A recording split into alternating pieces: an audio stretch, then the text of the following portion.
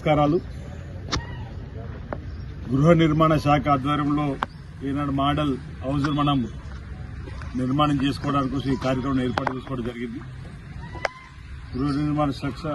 నిర్మాణ శాఖ జిల్లా అధికారిగా ఉన్నటువంటి చెన్నై గారు, అదేవిధంగా గృహ నిర్మాణ శాఖలో ఉన్నటువంటి ఇంజనీర్లు అందరూ కూడా చాలా మంది రావడం జరిగింది. వాళ్ళందరికీ పేరు పేరున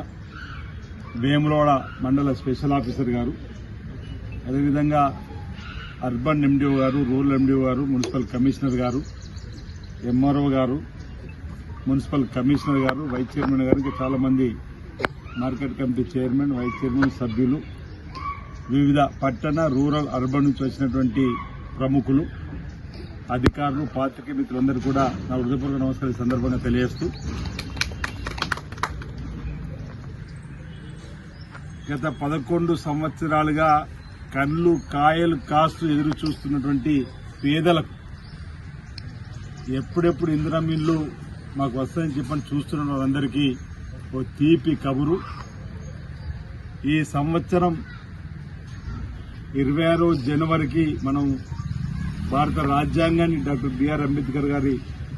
ఆధ్వర్యంలో రాసుకొని 75 సంవత్సరాలు పూర్తవుతున్న సందర్భంగా ఆ రోజు నుంచి పేదలందరికీ కూడా ప్రతి నియోజకవర్గంలో 3,500 తగ్గకుండా ఇవ్వాలని చెప్పి ఒక నిర్ణయం తీసుకుని దానికి అనుగుణంగా ముందుకు పోతున్న తరుణంలో ఈ నెల 21 తేదీ నుంచి 24 తేదీ వరకు గతంలో ప్రజాపాలనలో పెట్టుకున్నటువంటి దరఖాస్తుల పరిశీలనతో పాటు ఇందిరమ్మ ఇళ్లతో పాటు గత 10-11 సంవత్సరాలుగా ఎదురు చూస్తున్నటువంటి రేషన్ కార్డులకు సంబంధించినటువంటి కార్యక్రమం కూడా ఆనాటి నుంచే ప్రారంభమైన ప్రక్రియ. ఎన్నికల్లో మనం ఇచ్చిన హామీ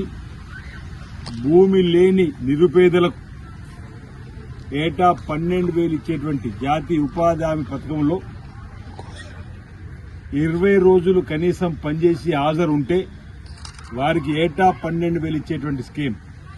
2 దఫాలుగా 6,000 ఇచ్చేటువంటి కార్యక్రమం కూడా అమలు చేసుకునేటువంటి కార్యక్రమం. రైతు భరోసాను కూడా గత ప్రభుత్వం 10,000 ఇస్తే మనం 12,000 ఇవ్వాలని చెప్పని అది కూడా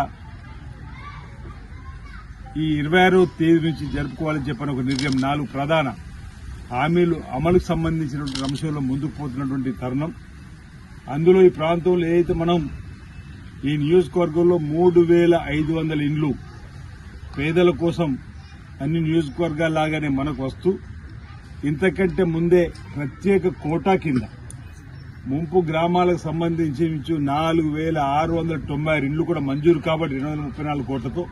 ఈ అదనంగా కూడా మరో 3,500 ఇళ్లకు సంబంధించి పేదలకు మనం ఇచ్చుకునేటువంటి అవకాశం నియోజకవర్గం రావడం అంటే ప్రత్యేకంగా